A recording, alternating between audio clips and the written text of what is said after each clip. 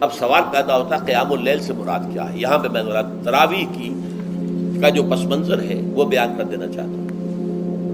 دیکھیے، جیسا کہ ہم نے خطبے میں بھی دیکھ لیا، اللہ نے قیام اللیل جو ہے اسے فرض نہیں ٹھہرایا، تطوع۔ قرآن مجید میں بھی اس کا کوئی ذکر نہیں، احادیث میں اس کی تشویق و ترغیب پوری موجود ہے۔ ایک اور حدیث بھی ہم بعد میں پڑھیں گے اس پر۔ اس کا پس منظر کیا تھا کہ اس کو چھوڑ دیا گیا۔ اب ظاہر بات ہے مسلمانوں میں کمزور بھی ہیں، مسلمانوں میں وہ مزدوری کرنے والے بھی ہیں، روزہ تو فرض ہے ان پر، چاہے مئی کا مہینہ ہے اور گندم کاٹنی ہے، روزہ تو پھر بھی رکھنا ہوگا، یہ سب کچھ ہے۔ لیکن یہ کہ رات کو پھر کھڑے رہنا ان کے لیے، جاگنا ممکن نہیں ہے، لہذا ان کے اوپر یہ چیز فرض نہیں۔ حضور نے تراویح کی نماز یا قیام اللیل نہ اسے فرض قرار دیا، نہ اس کے باجماعت کوئی اہتمام کیا مستقل۔ صرف 3 راتیں آپ نے جماعت کروائی ہے، اس میں 8 رکعتیں آپ نے پڑھی ہیں کہ جو آپ کا معمول تھا تہجد کا وہ پڑھی، اور تہجد کے وقت ہی جماعت کرائی ہے۔ یہ ہے وہ حدیث۔ اس کے علاوہ کسی نماز تراویح جو ہے جو ہم پڑھتے ہیں 20 رکعتیں عشاء کے ساتھ متصل، اس کا کوئی ذکر نہ دور نبوی میں ہے نہ دور صدیق اکبر میں ہے۔ یہ دور حضرت عمر کی خلافت میں ہوا ہے، اور ہم نہیں کہہ سکتے کتنے سال کے بعد ہوا ہے۔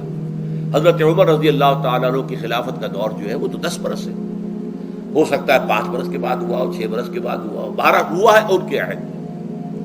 حضرت عمر ایک مرتبہ مسجد میں داخل ہوئے، مسجد نبوی میں، تو دیکھا کہ کچھ لوگ 8 10 12 جو ہیں وہ ایک جو ہے حافظ کے پیچھے کھڑے ہوئے اور قرآن سن رہے ہیں، کچھ دوسرے کونے میں کھڑے ہیں، کچھ کہیں اور کھڑے ہیں، مختلف جماعتیں ہو رہی ہیں۔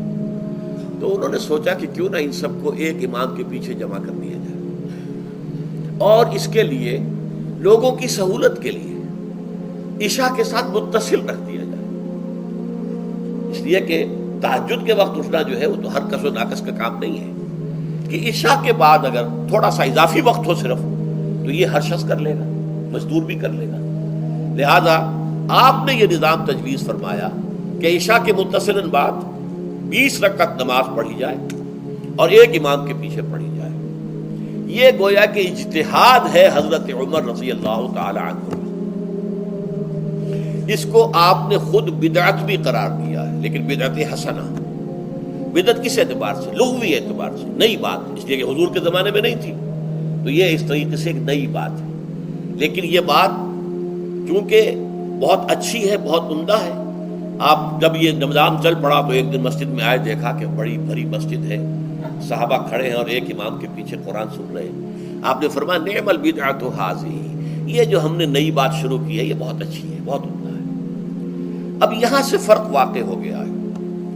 ایک تو اہل تشیع جو ہے وہ تو ویسے ہی حضرت عمر سے بہت دشمنی رکھتے ہیں، عناد رکھتے ہیں، تو حضرت عمر کے اجتہادات سے انہیں نفرت ہے، انہیں دوری ہے، چاہے وہ کوئی سا بھی حضرت عمر کا اجتہاد ہو۔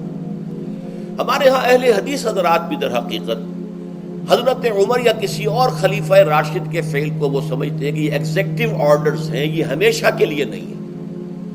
حضرت عمر نے اپنے دور میں ایک نظام قائم کیا، ان کے دور کے لیے ٹھیک تھا، یہ ہمیشہ کے لیے نہیں ہے۔ ہمیشہ کے لیے وہ 8 ہی رکعتوں کے قائل ہیں، وہ تہجد والے، لیکن اس میں بہرحال انہوں نے بھی خود یہ اضافہ کیا ہے کہ وہ 8 رکعتیں وہ عشاء کے ساتھ متصل پڑھتے ہیں، تہجد کے وقت تو نہیں پڑھتے۔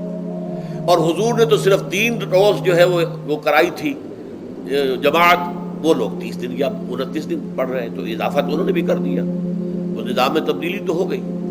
لیکن اہل سنت جو کہلاتے ہیں، ہمارے جو 4 جو ہیں، جو ہمارے مسلک ہیں، حنفی، مالکی، شافعی، حنبلی، ان کا اتفاق ہے اس پر حضرت عمر کا، کیونکہ ان کے سامنے اصول یہ ہے کہ حضور نے فرمایا علیکم بسنتی وسنت الخلفاء الراشدین المہدیین، تم پر لازم ہے کہ میری سنت کو پکڑو مضبوطی کے ساتھ، اور میرے خلفائے راشدین مہدیین جو ہیں ان کی سنت کو پکڑو۔ اس اصول سے یہ 4 فقہ جو ہیں حضرت عمر کے اجتہادات جو ہیں ان کو بھی پابندی سمجھتے ہیں کہ تمام عمر کے لیے، قیامت تک کے لیے امت مسلمہ پر ان کی پیروی لازم ہے، لہذا اس میں اجماع ہے۔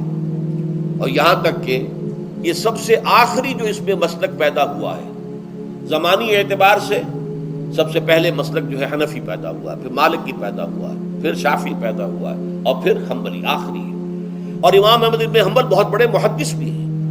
مسند احمد ابن حنبل جو ہے وہ بہت بڑی کتاب ہے، بہت اہم کتاب ہے، جامع کتاب ہے. تو ان کے ہاں بھی 20 رکعتیں ہیں. چنانچہ حرمین شریفین میں، سعودی عرب میں، مکے اور مدینہ منورہ میں جو نماز تراویح ہوتی ہے اس کی 20 رکعتیں ہیں. لیکن اہل حدیث حضرات جو ہے وہ اس 8 کے اوپر اکتفا کرتے ہیں. بہرحال یہ ایک اختلاف ہے جو میں نے اس کا پس منظر بیان کر دیا. لیکن اس 20 رکعت نماز سے ادا کرنے سے، جو کہ زیادہ سے زیادہ 50 منٹ یا 1 گھنٹہ لگتا ہے، اس سے وہ قیام اللیل کا حق ادا نہیں ہوتا. قیام اللیل کا تو کچھ اور ہی تقاضا ہے. قیام کسے کہتے ہیں؟ یہ سورہ مزمل سے واضح ہوتا ہے. یا ایھا المزمل قم اللیل الا قلیلا نصفہ او انقص منہ قلیلا او زد علیہ ورتل القرآن ترتیلا. آدھی رات یا آدھی رات سے کچھ کم، یعنی تہائی رات، یا آدھی رات سے کچھ زائد، 2/3 رات، یہ ہے قیام اللیل.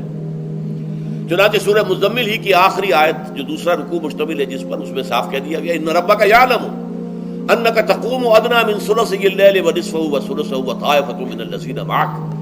اے اللہ کے نبی، اللہ خوب واقف ہے کہ آپ بھی اور آپ کے ساتھ ایک جماعت بھی رات کو کھڑی رہتی ہے، 2/3 رات یا آدھی رات یا 1/3 رات.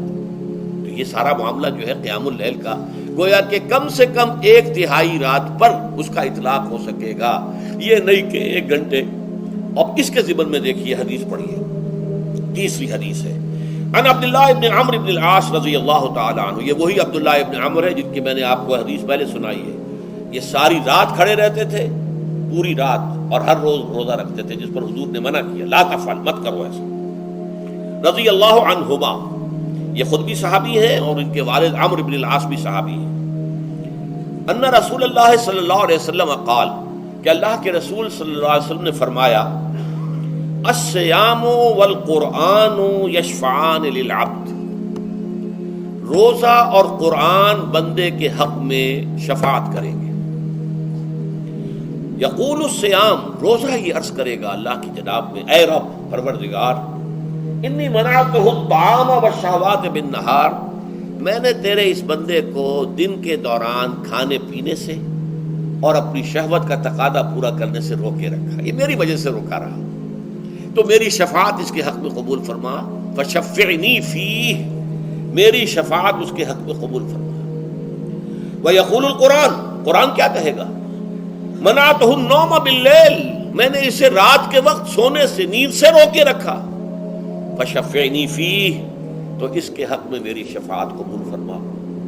حضور فرماتے ہیں فیشفعان، ان دونوں کی شفاعت قبول کی جائے گی. یہ ہے قیام اللیل.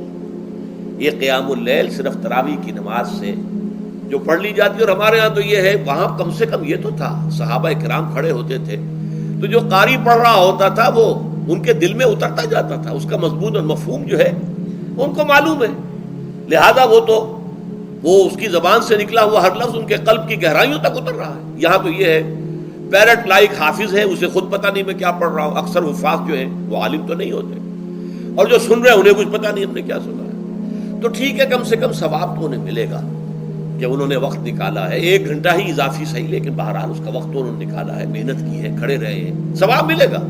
لیکن جو مقصد ہے وہ حاصل نہیں ہوتا. اس مقصد کے حصول کے لیے اول تو قیام اللیل کی کم سے کم مدت 1/3.